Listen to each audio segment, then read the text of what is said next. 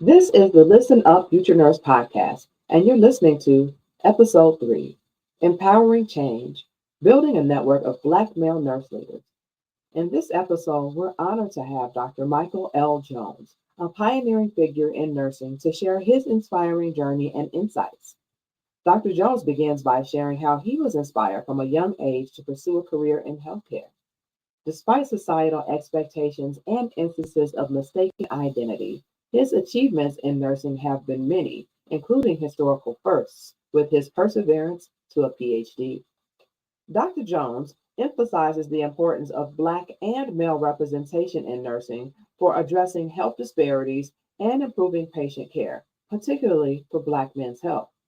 He also shares how mentorship has been crucial in his own career. We discuss the current challenges Black male nurses face in the healthcare industry and how the network of Black male nurse leaders addresses these obstacles through advocacy, support, and the mentorship opportunities they facilitate. Finally, Dr. Jones outlines his long-term goals for the network, envisioning a future where it continues Black male nurses, driving positive change and ensuring quality care for all communities. Join us for this insightful conversation with Dr. Michael L. Jones as we explore his journey and the transformative work of the network of Black male nurse leaders. This episode is packed with inspiration, challenges, and visions for the future of nursing leadership. Don't miss it.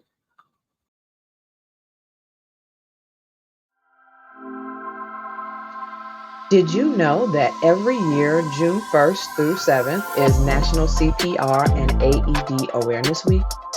According to the American Heart Association, about 70% of out-of-hospital cardiac arrests happen in homes. No matter if you're a trained healthcare professional or not, if the need to give CPR in an emergency comes up, you want to be prepared, right? It could be the life of somebody you love, like a partner, parent, or child. Today's Black Business Moment is brought to you by CPR Rap, invented and founded by Felicia Jackson, being in just that situation when her son almost died. Support this business, spread the word, and help save a life one small red package at a time. Go get yours. I got mine.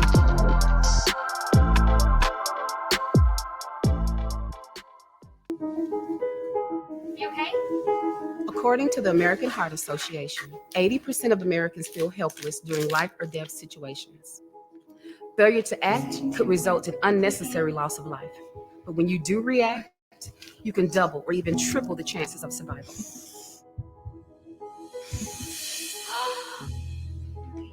Help me save lives, one rap at a time, because a life is the most precious thing on earth.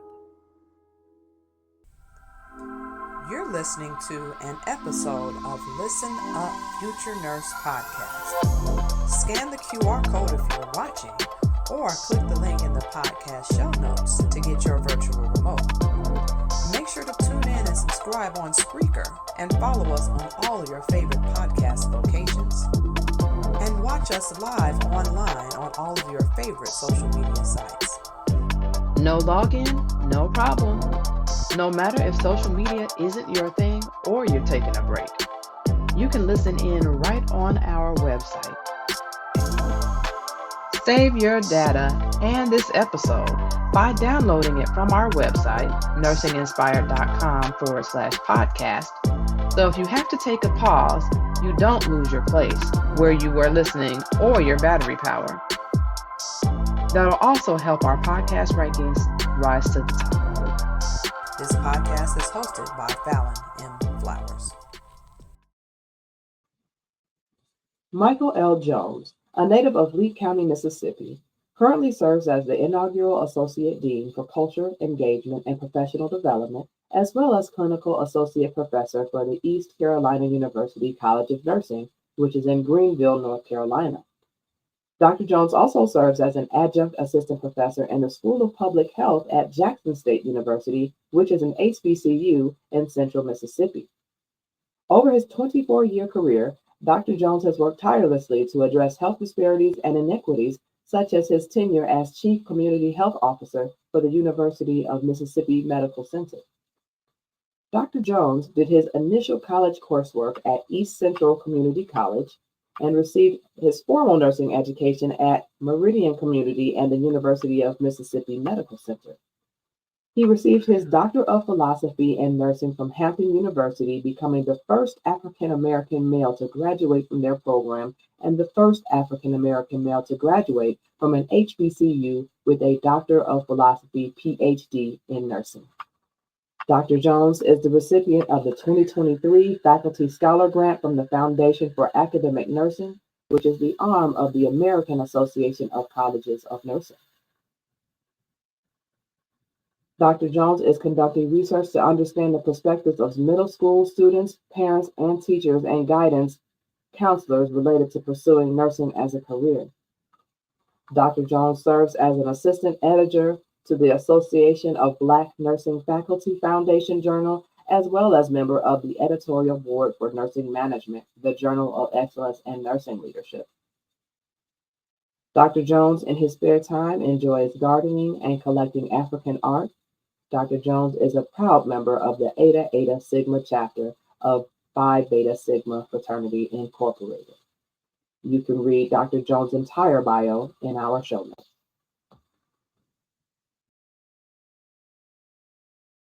All right. Welcome, everyone. We are live. Thanks so much for joining us here.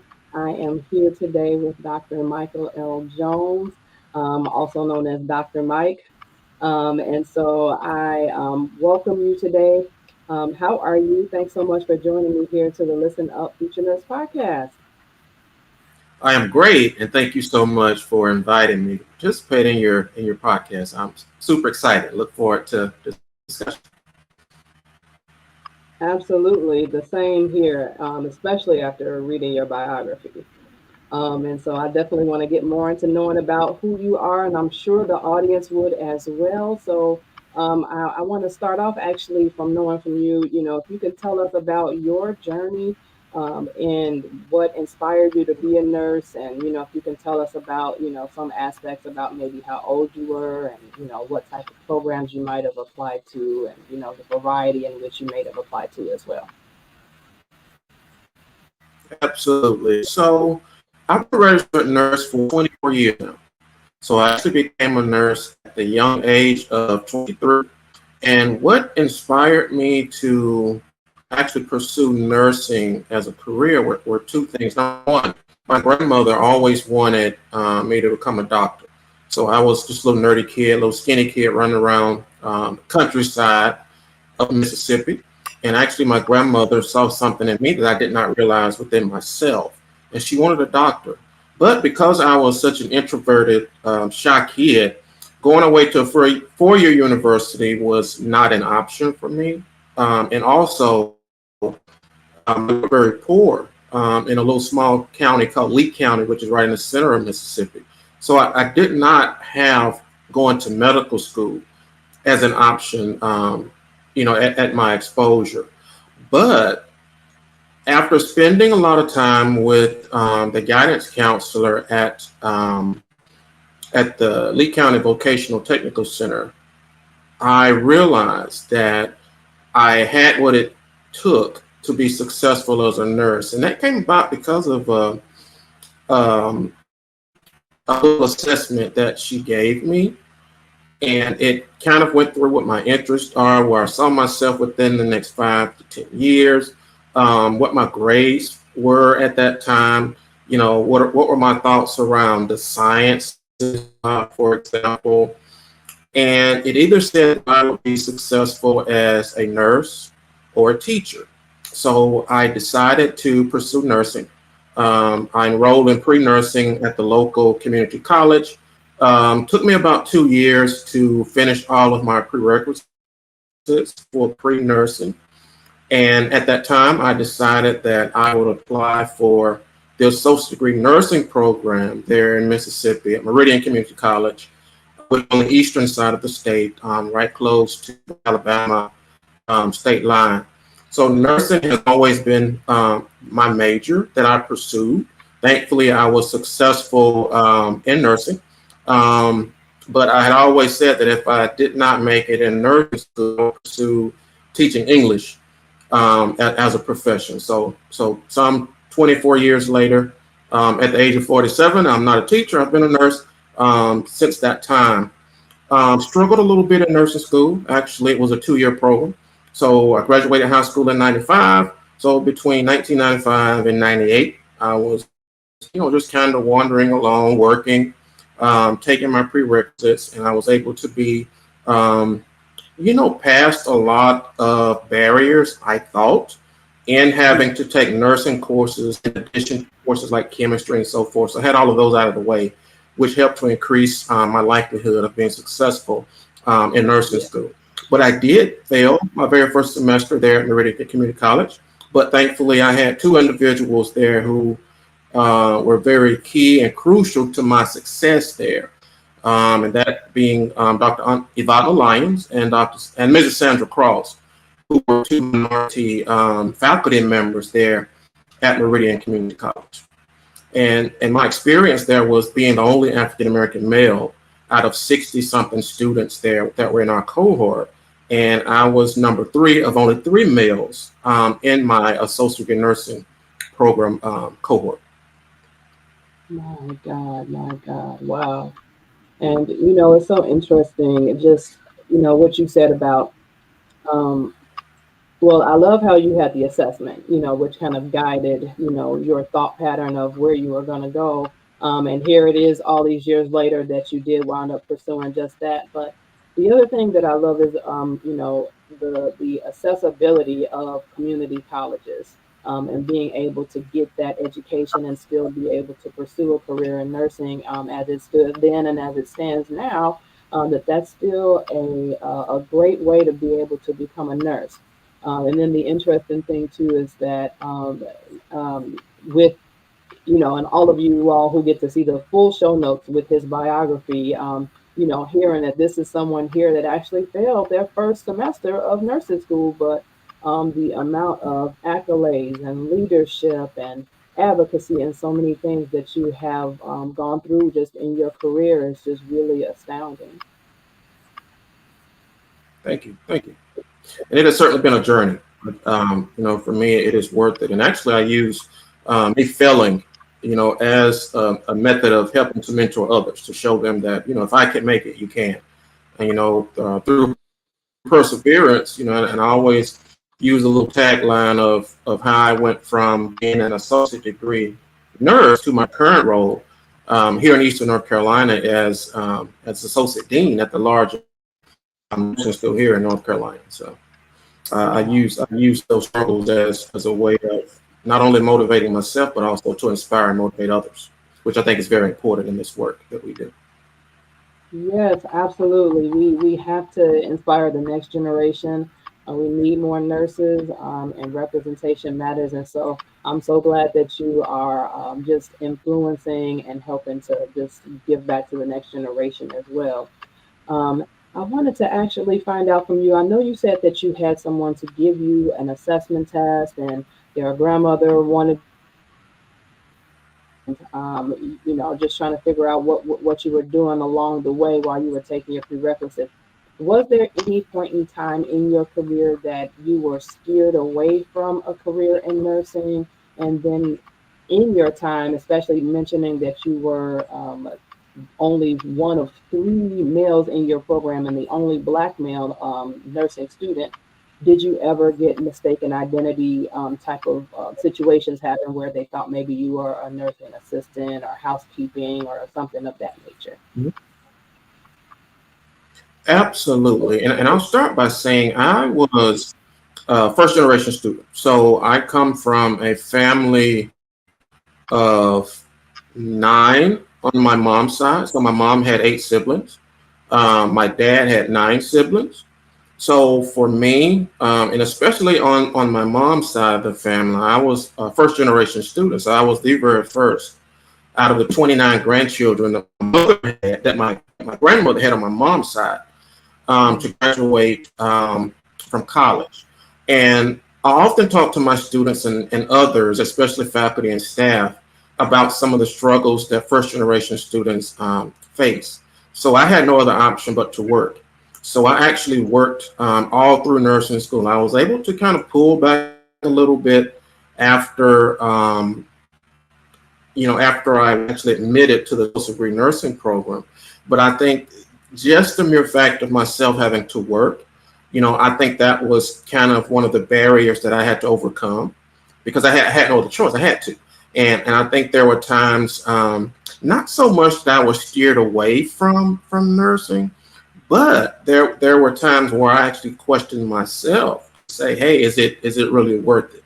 I don't have the option to not work because I had to have transportation to and from school, growing up in rural Mississippi. So the community college, the closest community college was 40 miles away. And it would have been difficult to hitch a ride. Then there was no bus to and from. And staying on campus was really not an option for me. But I think I probably discouraged myself more so than not. But thankfully, I'm here today, some 24 years later, having graduated with that associate degree in nursing, and now I sit with the PhD, which I've had for approximately 4 years now, which that was a journey and a struggle within itself. And I think I missed the second half of your question. Can you remind me of the second part of that question? Yes, that was in relation to mistaken identity. So, with sometimes we see in healthcare as Black people or as males, we may have mistaken identity when we're in the healthcare setting of that we are nurses or that we have the level of education that we do. So, have you encountered any of that in your journey or career? Absolutely. And I'll start by saying, during that time, like in the mid 90s, late 90s, early 2000s, there were not as many men in nursing, even back then, than there is now. And even within my own family, when I told everyone that I wanted to be a nurse, sometimes I got these kind of strange looks. You want to be a nurse? I thought that was a women's I thought that was a women's career. Thankfully, things are more different now. But even as far back as being in nursing school, I think those mindsets and especially being a Black male was not a part of a significant portion of our society, a norm. So it was not that they saw an African American male caring for patients at the bedside. And often I would be kind of mistaken as the orderly, the nursing assistant. And to give you a specific example, there would be times very early in my nursing career, I was just 23-year-old kid working at a academic medical center there in Jackson, Mississippi as an orthopedic nurse. I would go in and give my patients, introduce myself to build that trust with them, letting them know what I'm going to be doing for them that day. And there were times where I would go in and give the patient their medication, any type of procedure. And they would look at me and say, who's my nurse? Can you send my nurse in? I'm like, okay, well, I just did all of this for you. Who did you think I was? But, that mistaken identity, which I think it still kind of exists in some part today of considering myself as a Black male nurse, especially of, being less than, was one of the issues of mistaken identity that I experienced. But I do think that now that there's more exposure, because there's a ton of Black male nurses out there now, there's a ton of male nurses, our exposure. And then, having organizations like the Association of Men in Nursing, for example, which, kind of crosses all demographic backgrounds, has been very helpful in making sure that our stories are told and also putting us on display so that we can become a part of the norm as it relates to our great profession that I love so dear. Wow, amazing and wonderfully said. And yeah, I think I have heard that a few times. It was orderly. I think was one of the main things that I think more than anything that I think I've heard from when I've spoken to men in nursing, I think that probably was one of them. Otherwise, on occasion too, on the opposite end of things, depending on how they were dressed, they may have thought that that male was actually a doctor. So which was kind of the Absolutely. other thing. So yeah, that mistaken I've identity. I'm sorry, say yeah, that again. I've experienced that too. Yeah, I've experienced that too on rare occasions, being mistaken for the doctor. Wow, wow, wow. That's something else. Well, I want to take a minute to go to a quick commercial break, and then I want to get into some more about your experience with being a doctor, but of a different sort. And so I want to get back into that in just a moment. So we'll be back. Attention business owners, are you ready to tap into the fast-growing market of the nursing community? Partner with us to showcase your products or services to this dedicated audience. Nursing programs, especially at HBCUs, educational programs like CNA, phlebotomy, and CPR, healthcare staffing agencies, and businesses focused on self-care and mental health support. If you're a business focused on providing solutions for the nursing inspired, our platform provides a unique opportunity to especially connect with future nurses eager to invest in their education and career. You could be next for a sponsorship advertising opportunity on the Listen Up Future Nurse podcast. Contact us at info@NursingInspired.com to learn more about advertising opportunities today.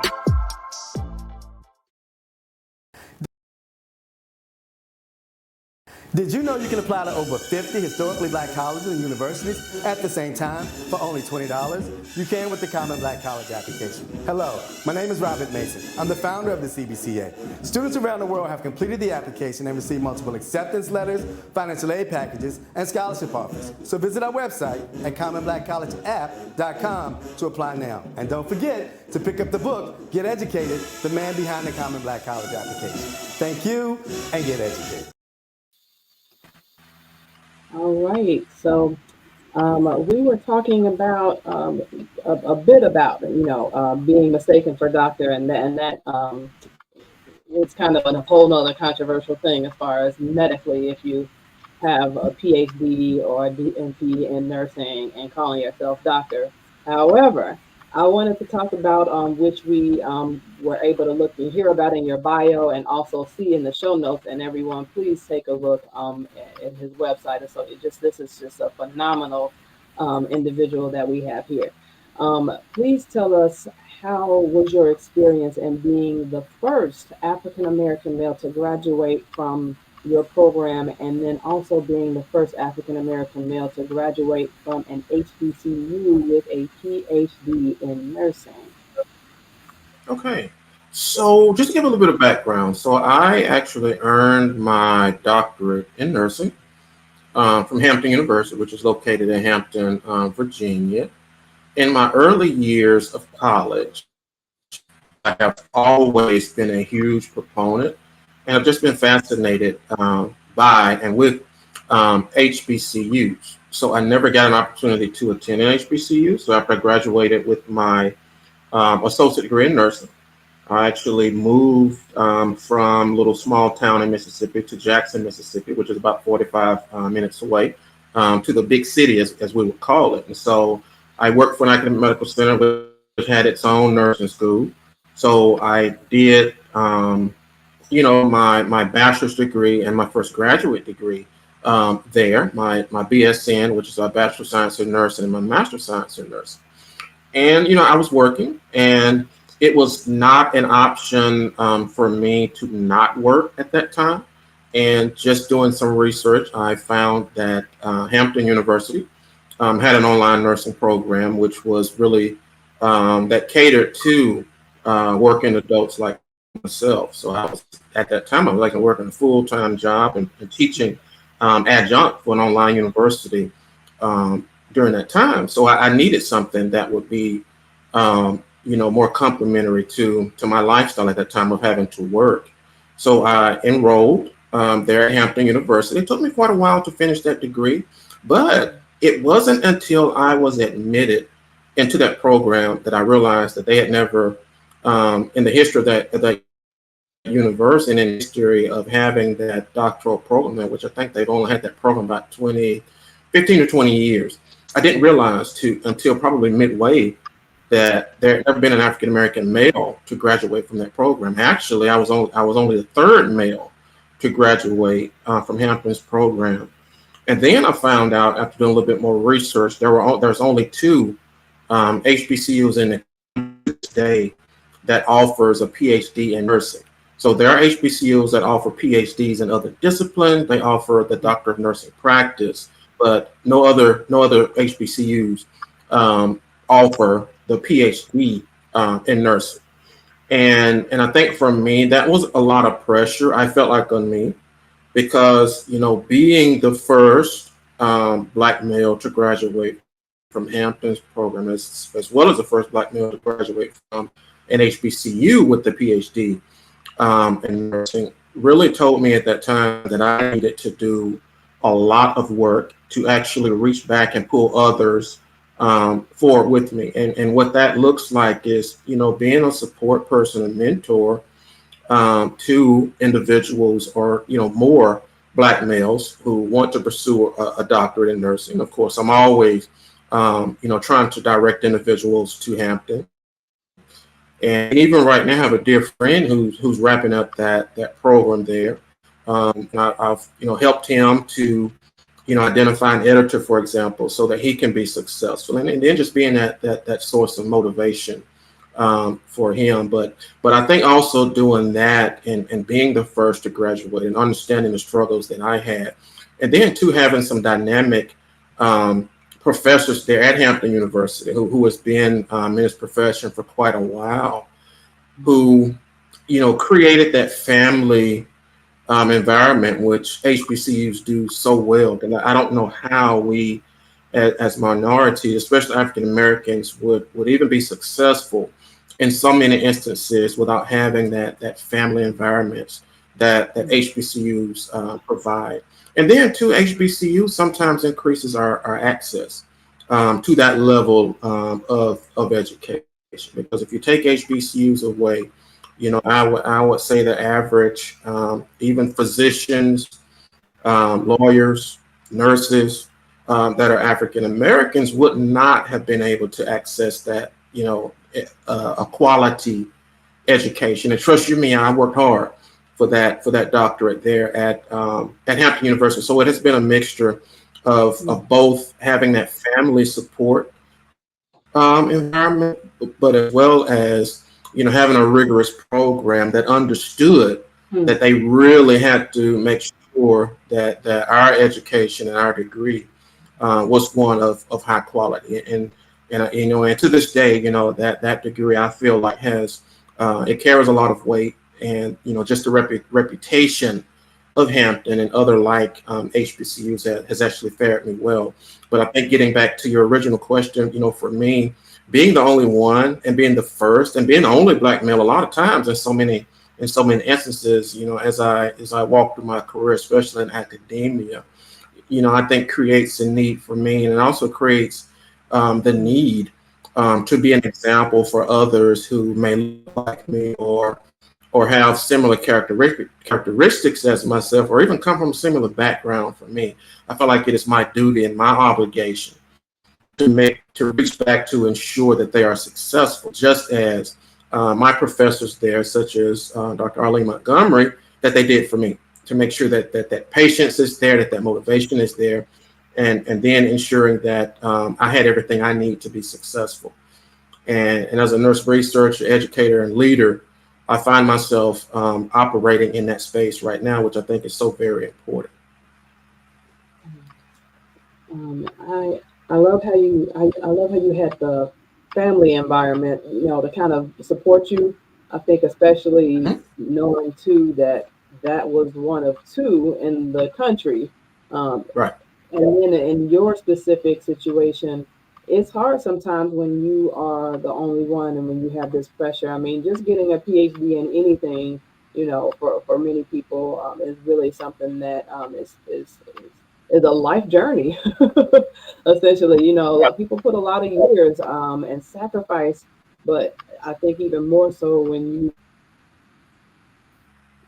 the first or you are the only, there's that added pressure. So it's kind of like you need family. And then in your specific situation, on top of that, you mentioned, I think, not only for when you were getting your associate's degree in nursing, but also as a working adult student, that you said, I had no choice. I had to work. I had to work. And it's Right. just like, so when you are working and you are in a program as such rigorous, such as a PhD program, I think that family environment and just support is truly, truly important. And so I'm glad that you did have that support, and here you are today, still, giving back and showing the next generation, hey, that if I did it, you can do it too. And you are mentoring people in this whole aspect as well, which I do want to get into in just a moment about the mentorship efforts that you are making.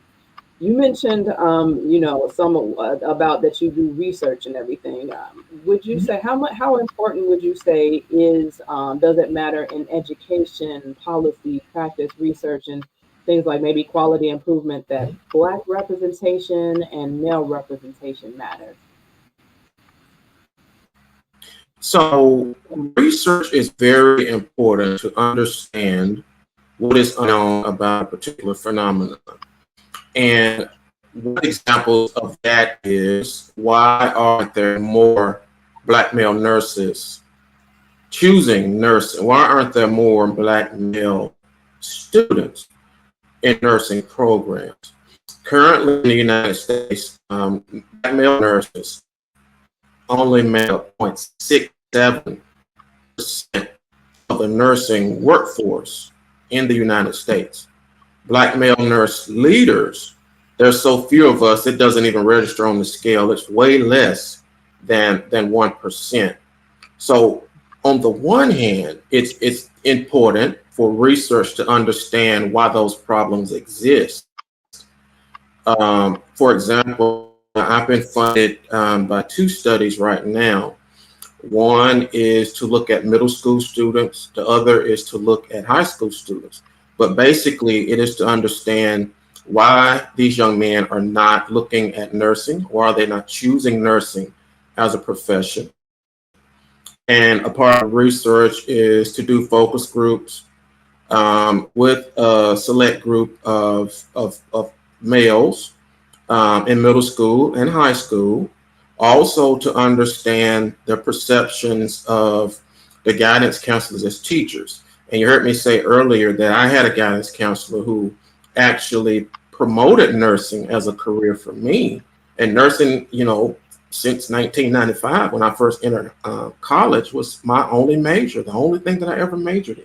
So you can see there why the importance of those guidance counselors being able to steer and direct us in the right direction. But my research is going to help to understand that unknown phenomenon as to why there's only 0.67% in the nursing workforce. And also, as far as research is concerned, my background is population health. So I served many years doing community engagement, working in communities to understand why a group of individuals, such as African Americans, could be males, experience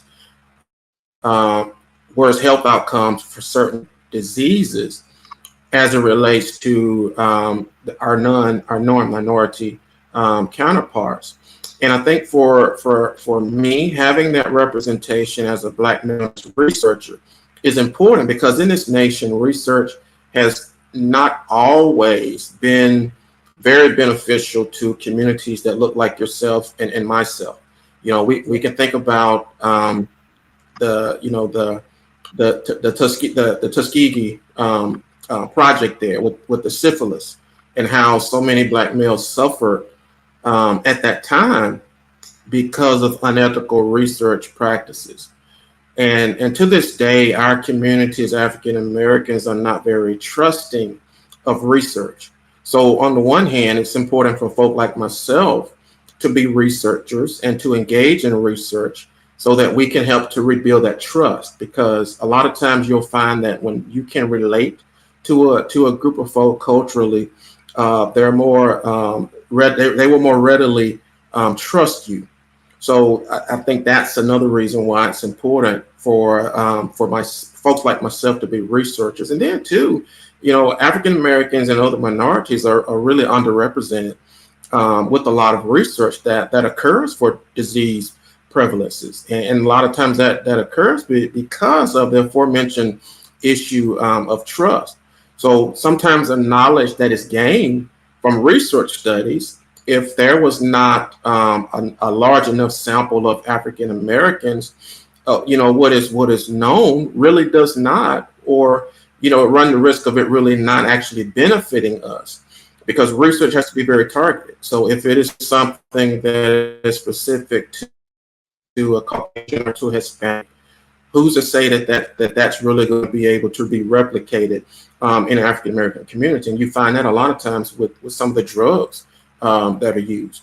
If there's not a large amount of African Americans part of that research study, from the jump, as I like to say, that research study is really not effective to or beneficial to our community. So on the one hand, it's important for folk like myself to be doing the research so that we can help to inform, other researchers in where they need to go, organizations, and where they need to go. And a lot of my work over the last 24 years that I was in population and public health is to engage communities to increase the number of folk who are participating in research, and also that first step of building trust, so that we can be able to walk into those communities, build that trust, and get that research, and then turn those research findings into policy. And finally, I served for several years as the chair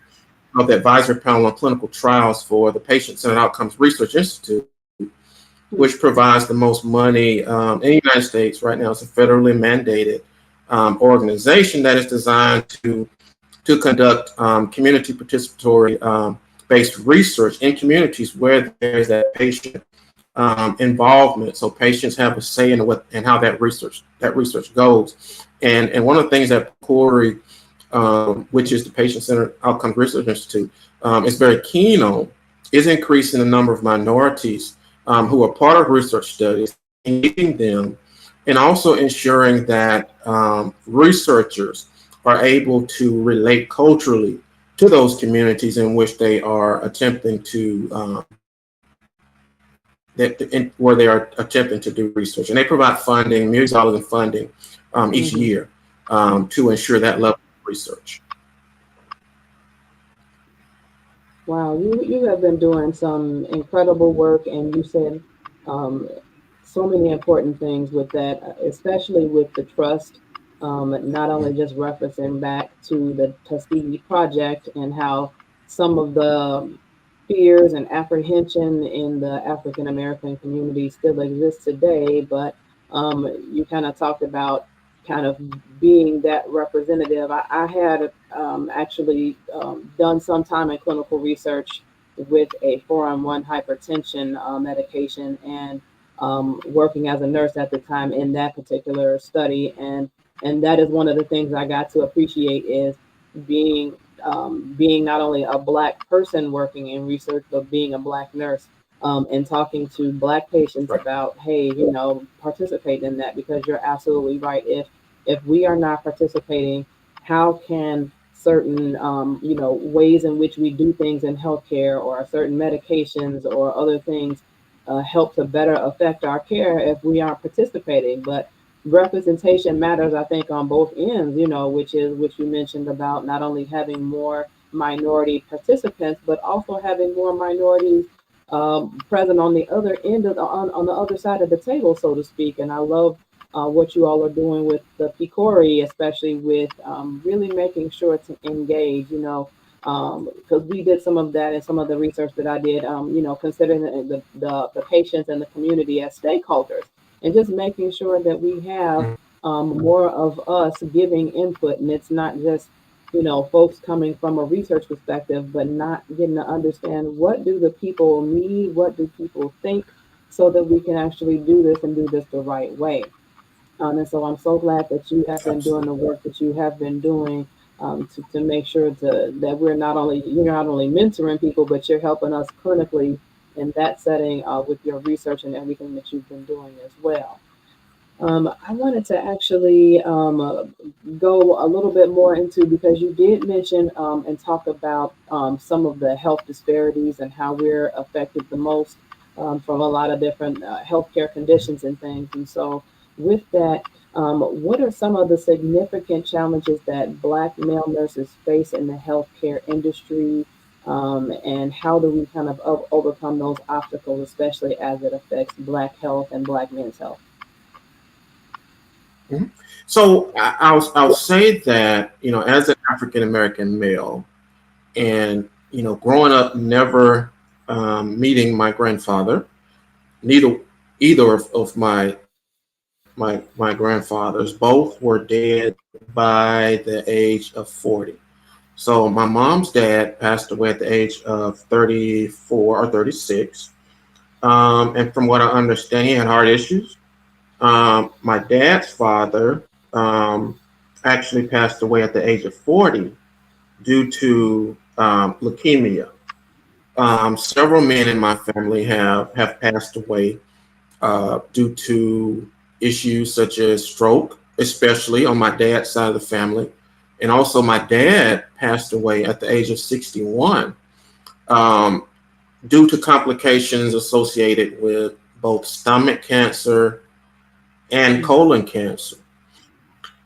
But it was actually a stroke which kind of facilitated his death. He had just had a stroke, at the time that he passed away at the age of 61.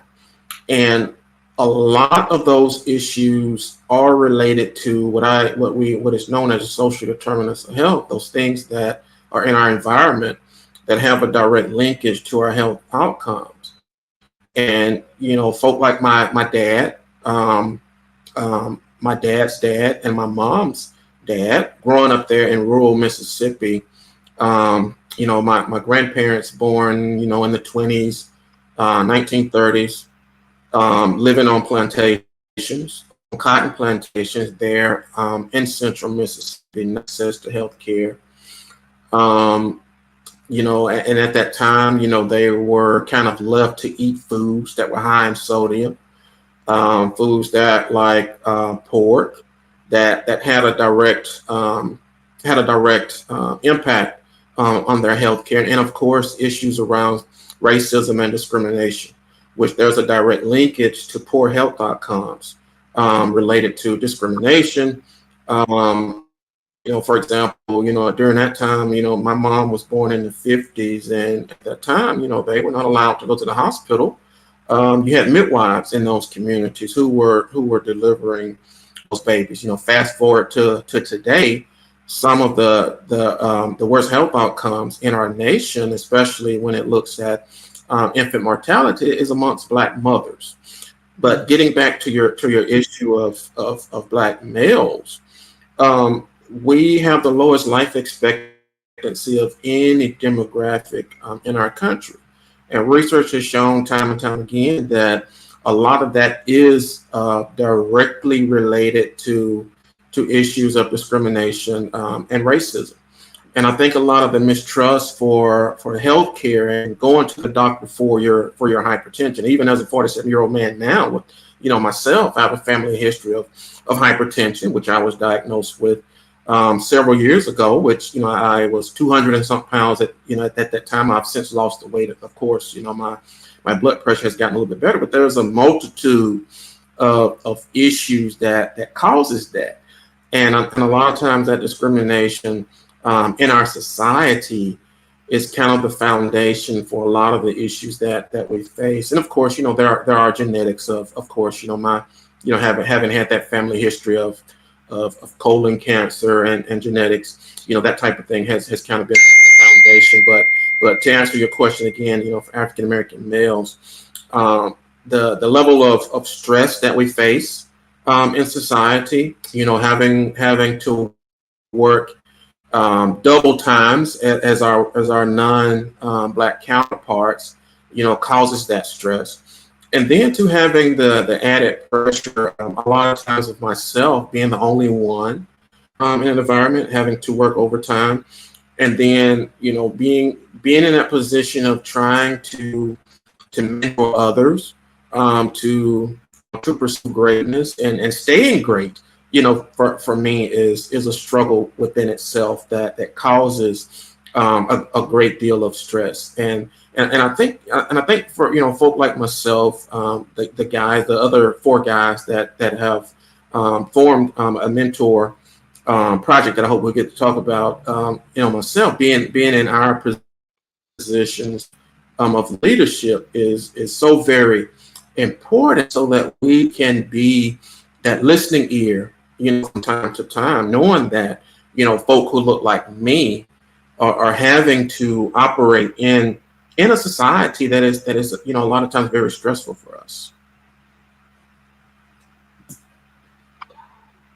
I just I want to say condolences to you for the loss, of your dad, and just some of the male family members, especially such young ages. I mean, my God, just to hear, to be so young, especially from things like strokes, and just the blood cancers and colon cancers and so many different things that a lot of times can be preventable. But just kind of looking at all of this and seeing, like we talked about the representation and lack of participation in things like research, but then also the medical mistrust, not having the representation there as well, because I think that makes a difference, with wanting to go to be seen in healthcare, but also for them in their time, not being allowed in hospitals because, back at that time too, there was, before the Black hospital movement happened, or in the midst of that, if there weren't hospitals available, they weren't able to go anyway. And so they prematurely lost their lives. And it's such an unfortunate thing to be able to not be able to grow up with your grandfathers, because I the same, some of my family, a lot of my family is from Mississippi, my dad's side of the family. And just thinking about already rurally how far the hospitals are, but on top of that, even if you could make it, you can't go because you're Black. It's really something. But you are absolutely right about, I think, the compounded stress. I think not only of being a Black person and the genetics and the systemic racism and biases that go into that, but then you are that same person when you put on your scrubs or you put on your suit when you go to work as a nurse, as a Black male nurse on top of that. So you still have all these same things and more. And, it's just like, where do you go and who do you talk to? Because stress is real, and stress kills, and stress can add to those things too as well. I do want to make sure that we definitely talk about that mental organization. I want to take a quick pause for a quick commercial break, and I want to definitely get back into that so that you can tell us all about it. You're listening to an episode of Listen Up Future Nurse Podcast. Scan the QR code if you're watching, or click the link in the podcast show notes to get your virtual remote. Make sure to tune in and subscribe on Spreaker, and follow us on all your favorite podcast locations. And watch us live online on all of your favorite social media sites. Do you have ideas about who would be a great guest on this show, or perhaps you have a topic that you want discussed? Let us know. Send me an email at info@NursingInspired.com or text at 773-609-0649. Do you remember that day you were sitting in high school and one of your instructors started talking about, it's time to start preparing your mind for college, thinking about where you want to go, setting goals for the test scores that you'll need to apply, the grades that you need to get while you're here, going on college tours, and making sure you apply for scholarships. That time it may have been new to you, but after a while, this is something you've heard time and time again. Not only from your guidance counselor, but probably every teacher you've had along the way. You already know. This is what they do when they talk about college prep. But did they teach you about the career that you wanted to pursue? You know, something more specific. Something to get your career plans set more in motion. You don't see yourself sitting in that classroom anymore. When you were sitting there daydreaming, you know what you were thinking about? You were thinking about yourself sitting at the nurse's station at your local hospital, saving lives using the art and science of what nurses do. Go ahead and schedule your one-on-one discovery call today.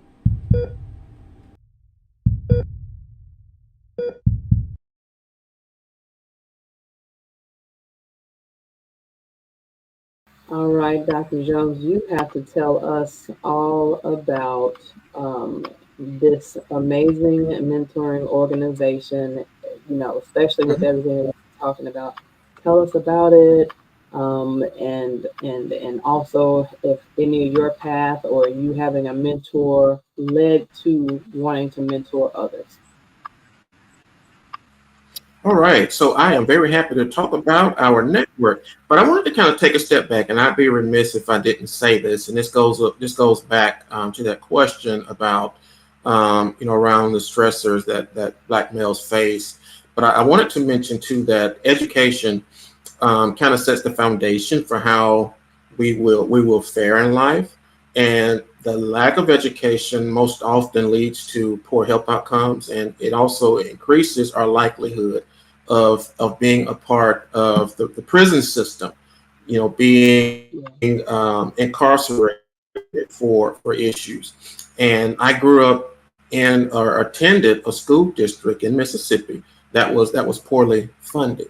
And if we have situations where we are not part of a well-funded school system, that kind of puts us at a disadvantage, which increases our likelihood for issues around incarceration as well as poor health outcomes. I would have been so remiss if I did not mention that also as a factor of our issues in our society related to African American males. So kind of pivoting again to what you asked me about here. So the network of Black male nurse leaders was actually formed as a result of four of us meeting for lunch at Cracker Barrel here in Wilson, North Carolina, back in November of 2023.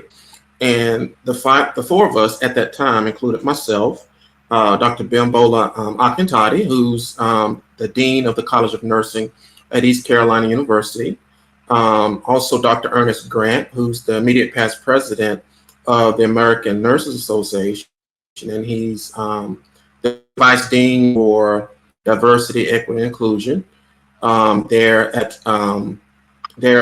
Duke University here in North Carolina, and also Mr. Derek Gleff, who he's double doctor. As a matter of fact, he's a DNP and a PhD, and he's also a doctorally prepared Black male nurse. He's a certified nurse anesthetist, faculty there and leader there at Duke University. So it was the four of us. And then later on, Dr. Michael Carey, who's also a doctorally prepared nurse there at Duke, decided that we wanted to do something. Let me take a step back. So while we were having lunch there at Cracker Barrel there in November, we decided that, we got into a discussion about not knowing who the Black male nurse leaders are, throughout the United States. And it started as kind of establishing a list. So we got together, we created a survey that we sent out to our contacts, and almost immediately we got a lot of returns back. Currently right now we have approximately 100 men listed just from making posts on LinkedIn. And then we decided we'd take it a step further. Okay, now that we know what these guys are, what do we want to do? So basically, it is designed to provide mentorship to Black male nurse leaders with the ultimate goal of helping to increase their likelihood of being successful. And that is actually guided by the fact that there's only 0.6% of the nursing workforce are Black males. But as I mentioned earlier, there are so few of us, man, we don't even register. It's way less than 1%. There are so few of us, not only in the nursing profession, but there are so few of us who are serving as nurse leaders within the nursing and healthcare space in the United States. But the biggest purpose of this group is to form those opportunities to where we can employ and deploy mentors for these Black male nurses who are in the United States and in our country. And we have individuals who are representative of every walk of life in our society in that healthcare space. We have healthcare administrators, we have educators, we have Black male nurses who are clinicians. We have quite a few who are nurse practitioners, CRNAs, a wide swath of our profession. And our ultimate goal is actually to be able to pair up men, for example, if there's someone in Mississippi or California, to pair them up with a mentor who has a similar interest that they do, and also someone who's close to them, which is going to be very important that they have that level of access within Mississippi, for example, or within North Carolina, or Los Angeles, California, if there happens to be a mentor and someone who needs a mentor. And one of the questions that we asked with our survey, which was done, just a simple Microsoft form, okay, do you need a mentor? And I would say roughly 90% of our respondents said that they needed a mentor. And another question was, are you willing to mentor? And I'd say roughly 95% of the men who responded said that they would like to mentor. So on the one hand, you have Black male nurses who are out here willing and ready to mentor, and then there's such a need for mentors. And even myself, being a 47-year-old nurse with 24 years of experience and having worked in various capacities across the healthcare spectrum, I too have a mentor, and I rely on the guidance and feedback from my mentor. So it just in different levels, and of course I mentor not only Black males, but I also mentor other individuals who are in our profession, especially in the healthcare profession. But that mentorship piece is very, very important, and I think it's one of the guiding principles of that network of Black male nurse leaders. And all of us who are leaders, so there are 5 of us, Black male nurses who are doctorally prepared. All of us have PhDs. Of course, one has a DNP and a PhD, but we are all right here in North Carolina.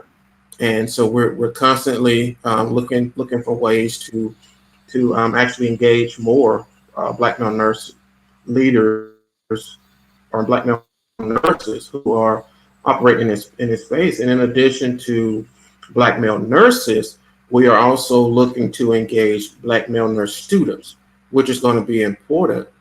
For me, I would not have made it had I not had mentors helping to guide me through that process of completing that associate degree nursing program. And I'll take it a step further. I would not have made it had I not had minority mentors there at Meridian Community College who understood the struggles that I faced and was able to relate to me culturally on a different level to ensure that I had what I needed to be successful. And that's pretty much what the network of Black male nurse leaders is aimed at doing. My God. I'm so glad to hear that story. And actually on LinkedIn, I actually tagged a few people. I saw those posts actually that you're mentioning when you all were building that list actually. But you all have a powerhouse. I remember when I saw that list and I said, "Oh my God, they all got together." Because you're absolutely right.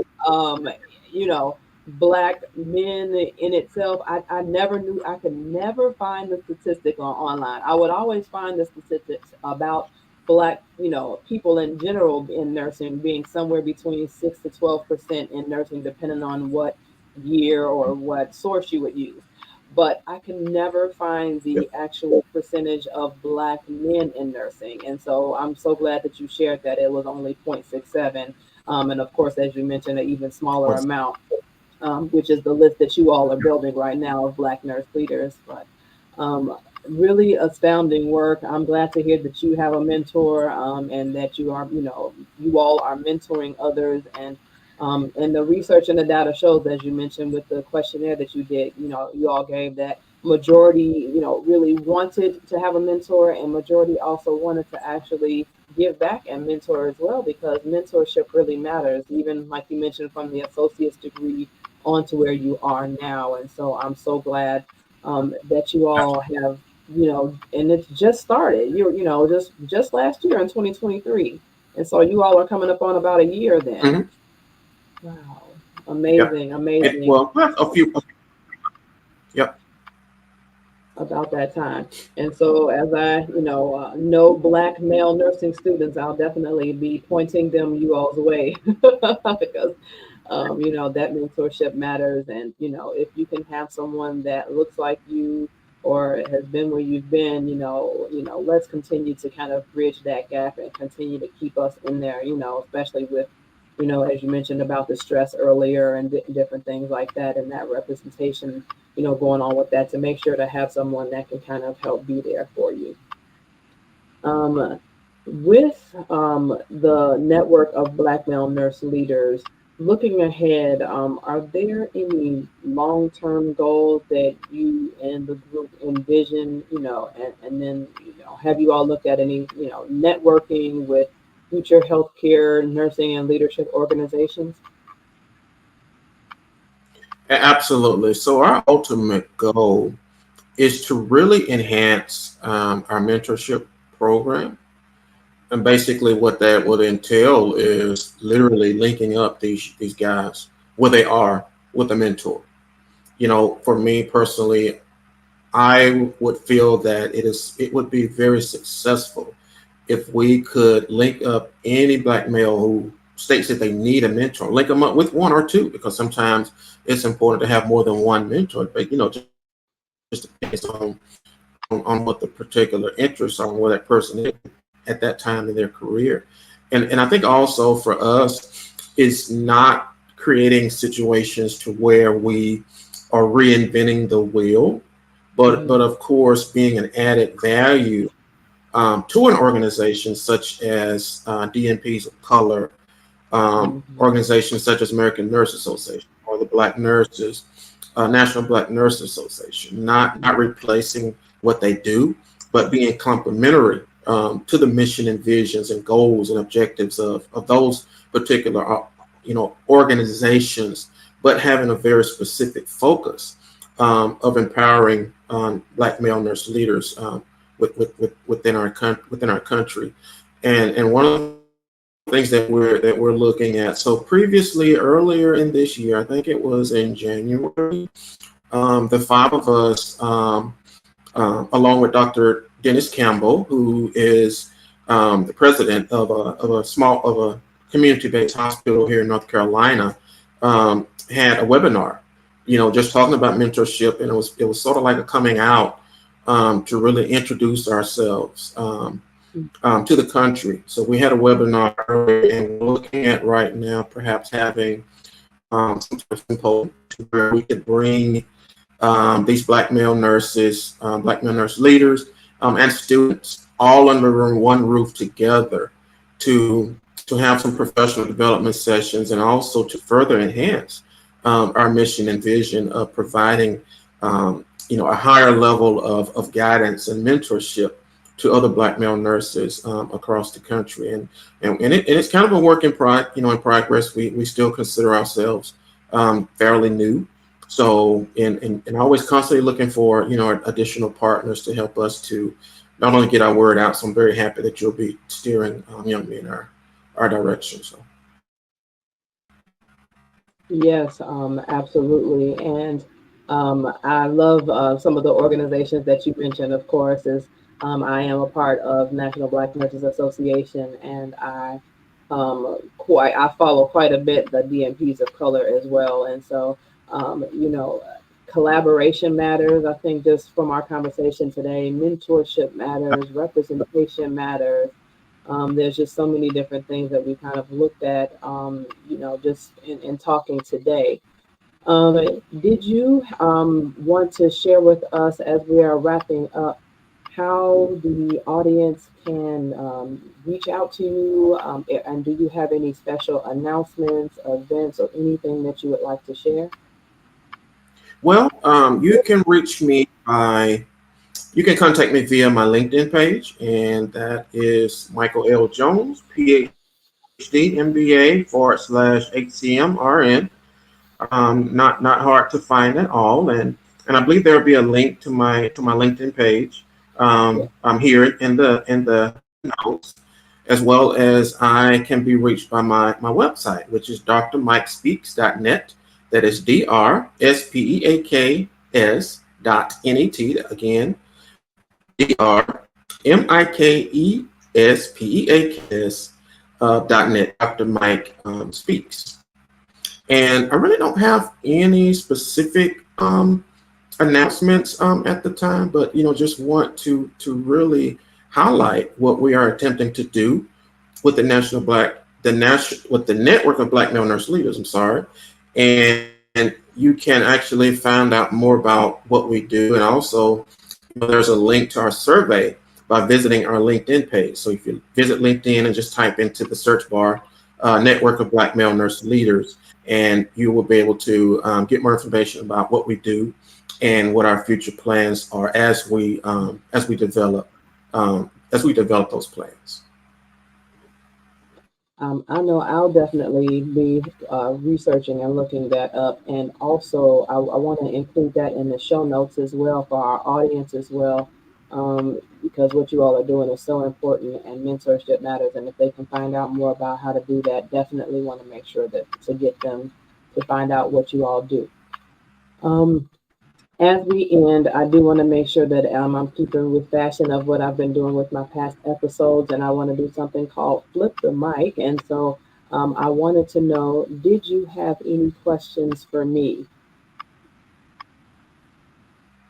Well, for me, and I'm all about partnership, and I'm all about supporting individuals who have a similar interest as myself. So it's not so much a question, but just wanting to say that if there's anything that our network can do, myself personally, anything that we can do to help support your work, just please let us know, because I'm all about partnership. I'm all about collaboration, because that's going to be very important.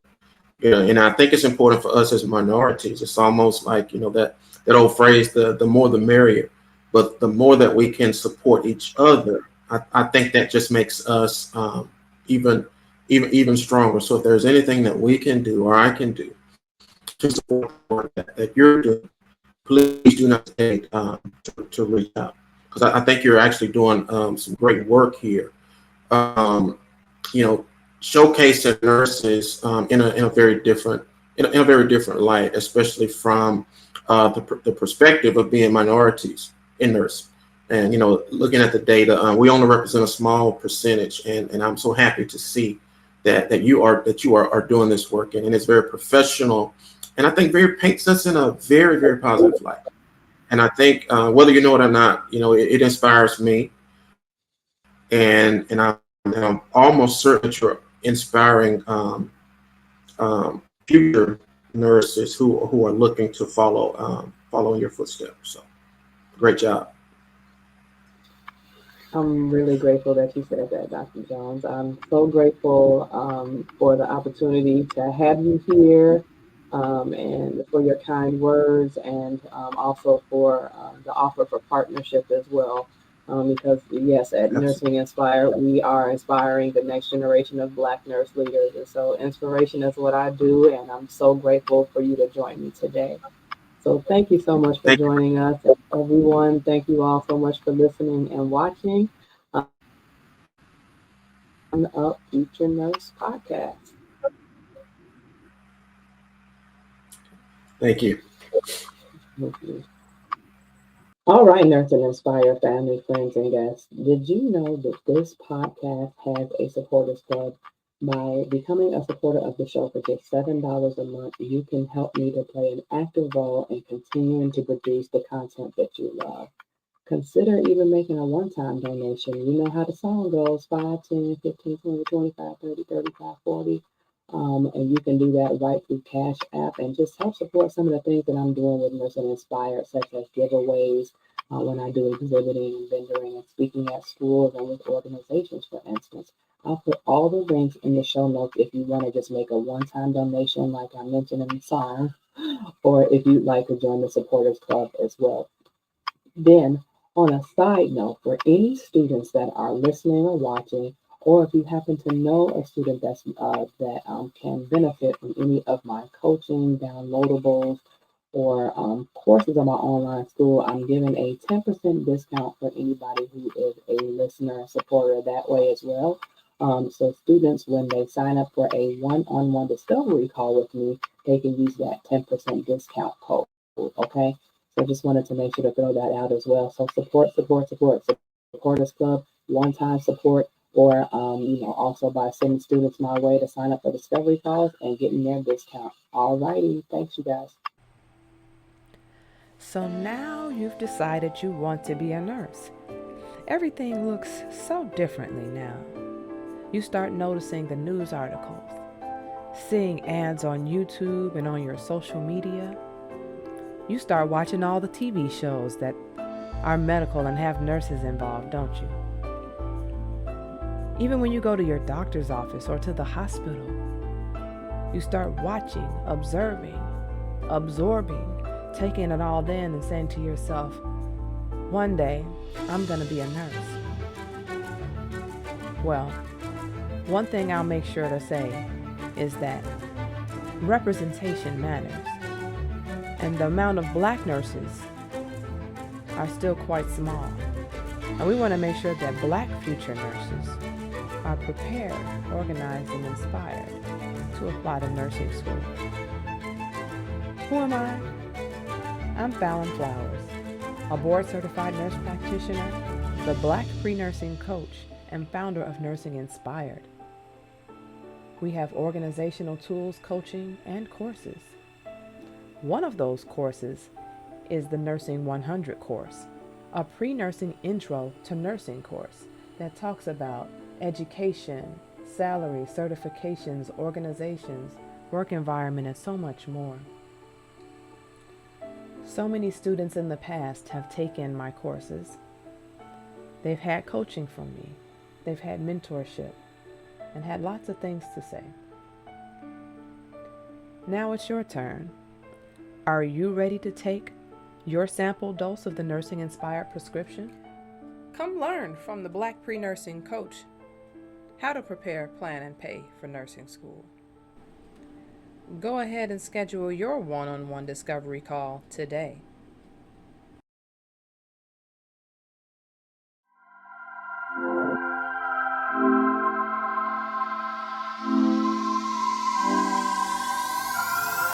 All right, it's a wrap.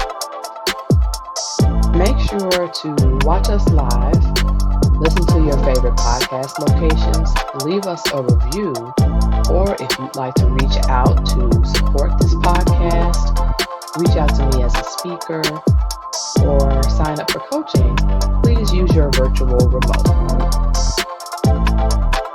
You can give us a review on your favorite place to listen or watch this podcast, such as Google, Yelp, or Trustpilot, and you can reach those from the virtual remote as well by scanning the QR code on the screen or by visiting bit.ly/FutureNursePodcast. Love what we're doing and want to create live streams like this? You can access the sign-up referral link in the show notes for StreamYard. If you'd like to be organized like the virtual remote, consider making one for your next event or as a link in bio with Societap. Please support this Black female-owned company and get yours today.